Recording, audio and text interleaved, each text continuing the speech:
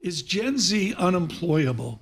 Suzy Welch, who didn't have to do this, did some serious academics around her perfect grandchildren and her dogs. How many dogs do you have? I just have 3 at the moment. Okay. It's a 3-dog night. But yeah. Okay. And Suzy Welch with us of NYU, and just incredible work on, all the emotions that we face every day. You have a blistering update to Is Gen Z unemployable? Are they strivers now? I don't think it's blistering. I think it's fascinating. I love Gen Z. I know that they can be very, very frustrating. I get that, but I spend all day with them, and I don't want to hate on them, okay? But so I will say this. Here's the update, though. We test values. We have a psychometric tool called the Values Bridge, and it's a very clean, scientifically validated tool, and it rank orders people's values, and we can cut all the data we have 200,000 data points. We can cut it by generation. So last year at this time, Gen Z had achievement, which is ambition and grit and desire to win and compete, down at number 11. And actually, Tom, the good news is that over the past year, probably because of the constricting job market for entry-level jobs, Gen Z's achievement value has marched steadily up to number 6. So this should be cause for celebration in some ways, because we would like them to like to work. The complicating factor is that the value of work centrism, which is the desire to organize yourself around work, has dropped. It's number 14. Okay, so what we've got is, look, and it's not just Gen Z. Their parents also have relatively low work centrism. And I think it's a problem at the Keene house. I mean, I think that it's people have a lot of trouble wrapping their hearts and souls around this concept of organizing their life around work, because they've learned the hard way that work does not love you back. Okay, you can work and work and work, and then you get fired, or your job can evaporate. And so people are like, yeah, here's the conundrum. I want achievement. Gen Z wants achievement more than ever in recent years, the data shows, but they want to work probably less than ever. Mm-hmm. How about AI? For the young folks, that's got to be almost issue number 1, I would think. This is what's causing it. AI is making them more ambitious because they think, okay, if all the entry-level jobs are going to go away, I'm going to fight harder for them. I've got to get something. So I think that the rise in ambition and achievement and wanting to win is from the fact that AI is coming in. They can hear the hoofbeats going. Mm-hmm. But I think the desire to work and the lack of desire to work is also from AI, because they're like, what's the point? The contract is broken. I can throw myself into work and I'm still going to be outsourced at some point. And so, look, they're dealing with this. They're right on the front lines of it. And I know, please don't jump down my throat, but I feel for them. I do. How's that manifesting itself in how they study in school, what they study in school, how they pursue jobs, how they think about higher education, whether it's a graduate degree, a professional degree? Well, I think 2 things are going on at once. They're depending heavily on AI in the classroom. I had to go back to Blue Books last semester. It was just like the olden days. and then I saw their handwriting, and I was like, okay, I've got to have another solution for this. I think that they're very confused about what to study. I think schools, education, I mean, I'm not saying anything new, need to change what they're teaching. They've got to change what they're teaching, because it's really, professors are caught flat-footed about what we teach. I teach a class called Becoming You, so it's kind of evergreen every semester. But even in teaching management, I now have to, which I also teach, I have to think about what they're actually learning. And I'm actually focusing more and more on people skills, and which were considered soft and sort of like, don't waste our time with the people skills. Now I'm going right back to that, saying, very cool. The machine will do everything. It's third rail with me. People skills? Rail. Why? Why? I see so many kids that are train wrecks. And by kids, I mean people into their 30s, where they're doing things that are complete career halt. Oh, look, Tom, I call and what it causes is a whole demographic of sad parents. I think there's like a gigantic cohort of sad parents. No. Joining us now, Alexis Christoforous. Oh, geez, what an introduction. Well, I've got 3 Gen Zers at home. And so I definitely hear what you're saying. And, is it that they are just, they feel like the social contract has been broken, right? I mean, even when it comes to like being able to afford a home, right? They're just like, they think they'll never afford a home. They think I can work my rear end off and I'll never have a house. You had that promise. I don't have it. Suzy Welch was professor of management practice at NYU, my essay of the year last year, and she's just on fire dealing with Gen Z. I got 8 ways to go. Paul, get a question in here, because I got 8 ways to go with Professor Welch. Well, I mean, the issues I have 4 kids, 22 to 30. Wait, stop. Guys, Sweeney has the perfect family. All 4, far from it, but total they're head working hard. screwed on, They're working hard. totally employed, working hard. Go. That's amazing. So what's the message to them? Like, what do you think is resonating with the folks that you talk to that maybe are facing some of these issues? Well, I face this issue every day in the classroom because I'm helping them with career formation. And so I say something that they don't want to hear, okay? They want to be told, go learn this skill, that skill, major in this, and go get that job. That's what they want to hear. And I say, I'm sorry, I'm going to say something much harder. Sit down. And what I say is the world is changing so much. We don't know what's going to happen in 6 months. We don't know where industry is going. We don't know anything. Here's something you really have to know. You have to know yourself. What are your aptitudes? Not your skills, because your skills are going to change. What are your aptitudes? Are you a generalist or a specialist? Are you a future focuser or a present focuser? You've got to know your values, like cold. Like you can't list off the virtues that everybody has. Oh, I believe in honesty, fairness.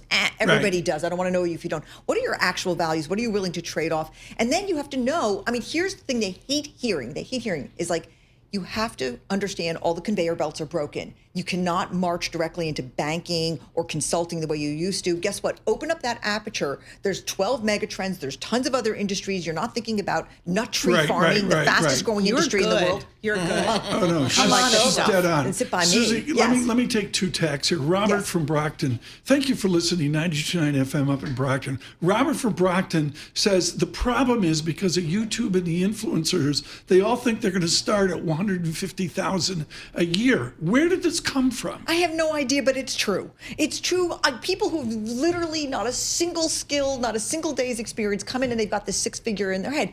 I think it must be connected to what their parents paid for college. And they think, I got to start getting the money train going. And it's disconnected from reality, completely disconnected from reality. Let's go to reality. Can we start? You're out of Urbana, Illinois. Yep. You're a chemical engineer. You're popping $10,500 a few years ago with a $1,000 raise if you're lucky at Generous Electric in Pittsfield, Massachusetts. And Jack Welch said, I don't like this. And he literally quit GE before the guy above him saved him at GE. But let's talk about why he quit. He quit because everybody got the same bonus at Christmas. Exactly. And he hated the fact that he was the best performer, which he was, and he got the same bonus as the worst performer because he was a big guy in meritocracy, okay? So like this whole concept of being paid more or less runs straight into the sense of equity today. But Jack Welch, who full disclosure, folks, I'm hugely biased at my father. My father would look at Schenectady and go, Tom, GE. Anyways, I'm biased, Suzy, to your former husband. Yeah. But the bottom line is, Paul Sweeney and I, what was your first job, Paul? Washing dishes at the buffet house. Ready?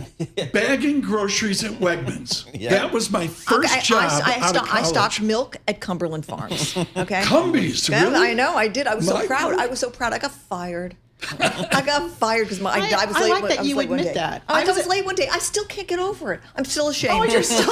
I was a cashier at Pioneer Supermarket. There's like one in Manhattan left. That's how I started out. Not over it. So, I mean, my 30-year-old twins, their first memory was 9/11. Yep. They went through the great financial crisis. Then the pandemic interrupted their education. I think back, I'm like, man, you guys have had it kind of rough, and I don't like to give them any. I agree with you. No. Get in line. Get in line. I think that I hear this all the time. You know what I hear often from my students is that, not from my students, but I hear from people who are Gen Z. Generally, not my students are excellent, but they'll say I had a tough childhood, and I'm like, let's compare. You know what I mean? It's like there's always some excuse. Because it's this, but I want them to take charge of their lives and get to know themselves very, very well with the sunglasses, with the rose-colored glasses off. The thing that drives me nuts, and I've been so advantaged with the intern program here at Bloomberg to have really smart, because my record is to have 4 people that worked for me in the press conference, at the Fed press conference. Wow. That's very cool. But it drives me nuts when somebody in the Gen Z crew says, they're so smart. And I'm like, no, actually, they're not. How do you explain to a lot of these kids, it's, as my mother would say, slid through, that you got to get smarter fast? Your math isn't there. You didn't do STEM. I don't know what smart is anymore, Tom. I don't, because the machine can do everything. And so, look, I teach my students to understand what their aptitudes are. And one of the questions I have is, do aptitudes matter anymore? Because if you don't have an aptitude, say you're not a brainstormer, that's an aptitude, okay? How quickly your brain shoots out ideas, that's actually a studied, identified aptitude. What percentage of your class? But the machine can do it. Okay, so what percentage of your class at NYU are the brainstormers, you call them, that Paul and I grew up with?